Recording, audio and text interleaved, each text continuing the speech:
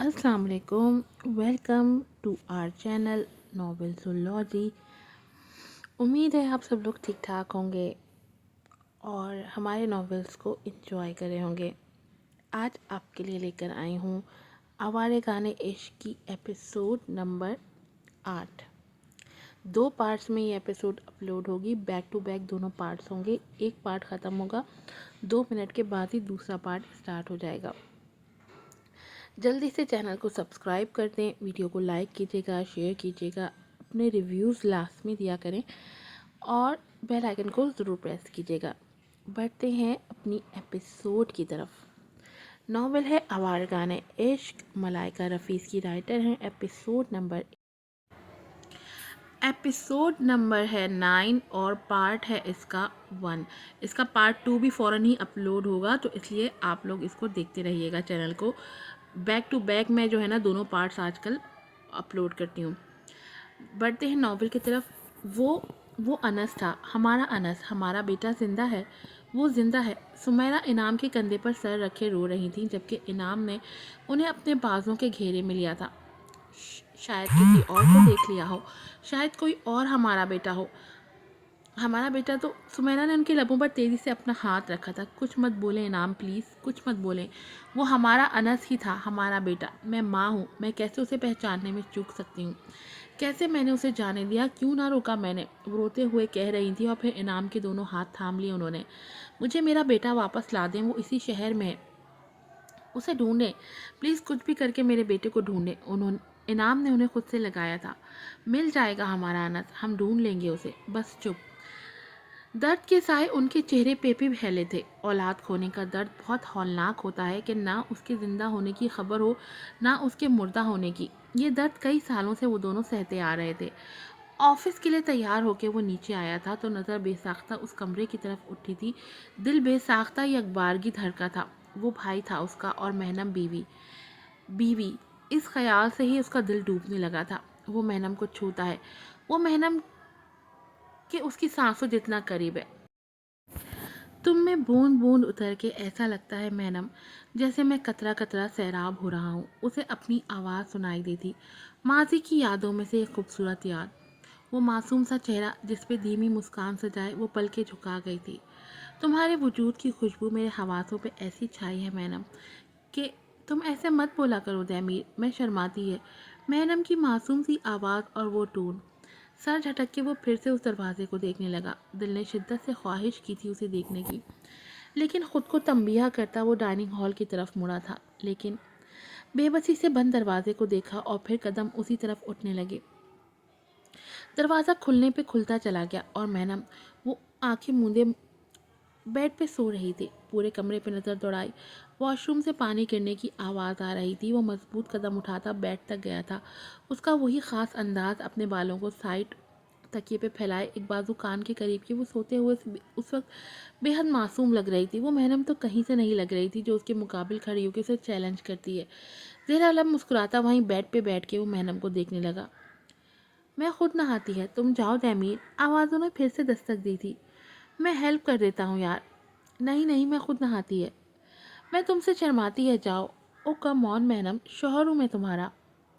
हाथ बढ़ा के उसके लंबे बालों की लटों को उंगली की पोर से छूने की गुस्ताखी की गई थी।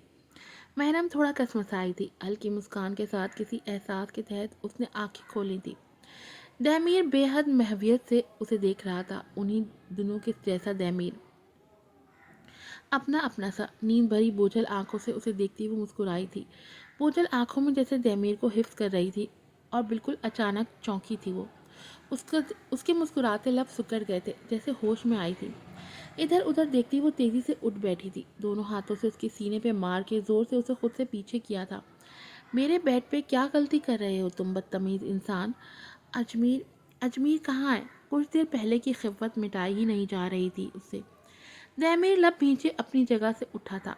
अजमीर की बहुत फिक्र है तुम्हें। लहजा अजीब ही था, उसकी आवाज़ बेहद सर्द थी। दफ़ा हो जाओ यहाँ से। उसे तेज़ नज़रों से घूरती वो धीमे लहजे में गड़राई थी।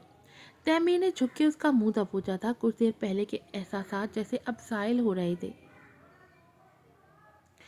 कहा था कि अजमेर से दूर रहो, दूर रहो, समझ नहीं आती? اس کی آنکھوں میں اپنی سرد آنکھیں گاڑے وہ بھی گھرایا۔ اس سے پہلے مہنم کچھ کہتی اجمیر کی آواز پہ وہ چونکی تھی۔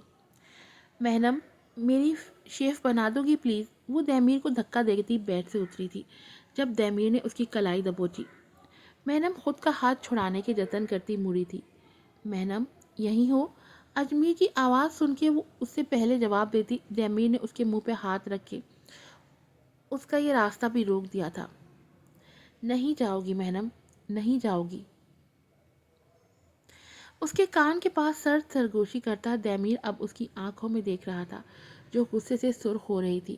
مہنم، پھر سے اجمیر کی آواز آئی تھی جب دہمیر مسکرایا تھا۔ ارے اجمیر، کیا ہوا؟ مہنم تو نہیں ہے یہاں، مجھے بتاؤ، کوئی کام تھا؟ مہنم کو تنبیہی نگاہوں سے دیکھتا ہوا واش روم کی طرف بڑھا تھا جبکہ مہنم غصے سے اس کی پوچھ دیکھ رہی تھی۔ شیف بنانے میں ہیلپ کر دو گے؟ اجمیر کی آواز آ رہی تھی جبکہ وہ مسکراتا اس کے پاس گیا تھا۔ آف کورس میرے بھائی۔ مہنم کچھ دیر کھڑی واش روم سے آتی دونوں بھائیوں کی آوازیں اور ہنسی کو سنتی رہی اور پھر سر جھکا تھا۔ اب کون سی نئی چال ہے تمہاری یہ دہمیر؟ اب کیا کرنے لگے ہو تم؟ دانت پیستی وہ خود سے کہتی اب اپنی کلائی کو دیکھنے لگی جہاں دہمیر کی انگلیوں کے نشان بن گئے چکے تھے۔ فاقہ زدہ چہرہ، اندر کو دھسی سیاہ آنکھیں، دھوپ کی تمازہ سے جھلستے بدن، بھوک سے بےحال ان کے وجود۔ وہ سب بیٹھے ایک دوسرے کو چہروں کو دیکھ رہے تھے۔ ان کا سب لے گیا تھا سیٹھ حشمت۔ ان کی جھونپڑیوں کو گرا چکا تھا اور اب بھوک کے بےحال ان جسموں میں اتنی طاقت نہیں تھی کہ وہ اپنی جھونپڑیوں کو سدھار لیتے یا بھیک مانگنے اپنی راہ پہ چل پڑتے۔ فرعون سے بچ نکلے تو دجال کی آغوش میں پھنس گئے۔ اللہ پوچھے گا اس دجال کو، ہم سے سب چھین کے لے گئے، اب ہمارا کیا بنے گا؟ شین بیٹھی ان سب کو دیکھ رہی تھی جو کچھ نہ کچھ کہہ کے خود کے لیے افسوس کا اظہار کر رہے تھے۔ آزادی تو چھین کے نہیں گئے نا ہماری؟ سب اس کی طرف متوجہ ہوئے تھے۔ اٹھو اور جا کے اپنے کام دھندے پہ لگو، بھکاری ہو تم سب، بھیک مانگتے ہو تو اٹھے جا کے بھیک مانگو اور اپنا اور اپنے بچوں کا پیٹ بھرو۔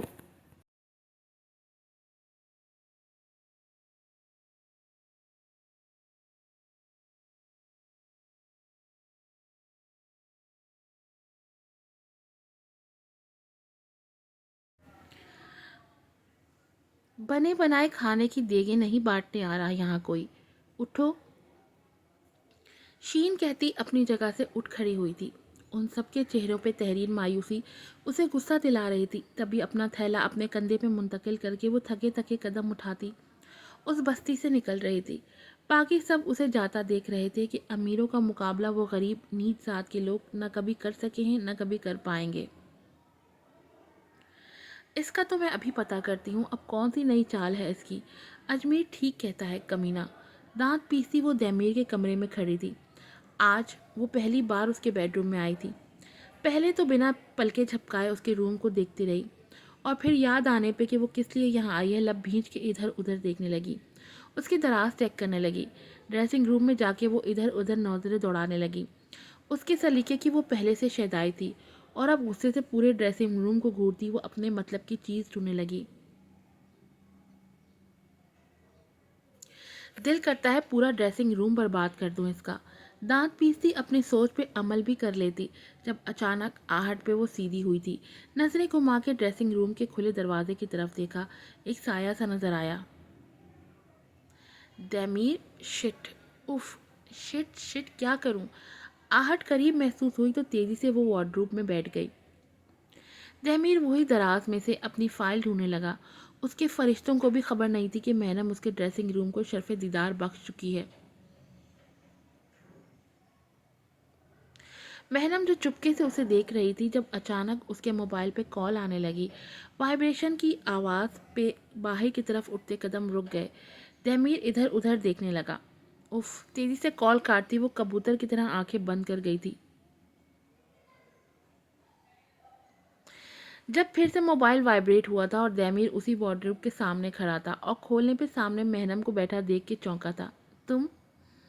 جبکہ مہنم آنکھیں گھماتی نظریں پھیر گئی۔ پوچھ سکتا ہوں تم یہاں کیا کر رہی ہو؟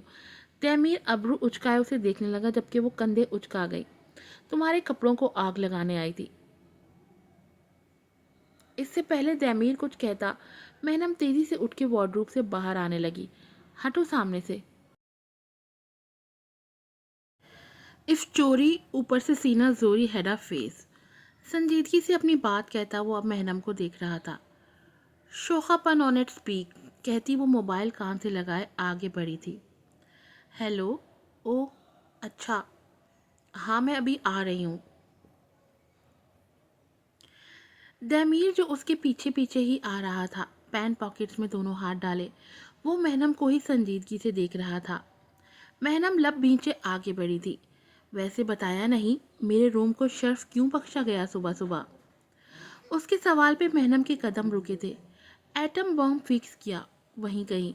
بنا مڑے اپنی بات کہتی وہ تیزی سے آگے بڑھی تھی، جبکہ دمیر کی زیرک آنکھوں نے اس کا پیچھا کیا تھا۔ اس کے لب مسکرا دیے تھے۔